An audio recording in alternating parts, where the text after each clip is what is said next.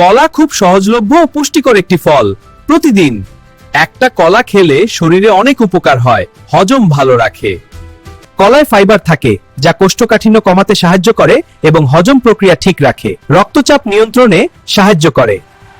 কলায় প্রচুর পটাশিয়াম আছে, এটি শরীরের সোডিয়ামের প্রভাব কমিয়ে রক্তচাপ নিয়ন্ত্রণে সহায়তা করে। হার্টের জন্য উপকারী। পটাশিয়াম ও অ্যান্টিঅক্সিডেন্ট হৃদযন্ত্র সুস্থ রাখতে সাহায্য করে এবং হৃদরোগের ঝুঁকি কমাতে সহায়ক। মুড ভালো করে। কলায় ট্রিপ্টোফ্যান নামের উপাদান আছে যা শরীরে সেরোটোনিন তৈরি করতে সাহায্য করে, এতে মন ভালো থাকে ও স্ট্রেস কমে।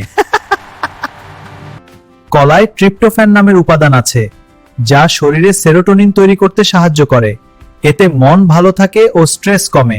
আরে সবাই শোনো, এটা সাবস্ক্রাইব এবং লাইক করার মাধ্যমে আসবে, না হলে আমরা দুর্বল হয়ে পড়ব। আমাদের শক্তিশালী করতে সাবস্ক্রাইব করো, লাইক করো।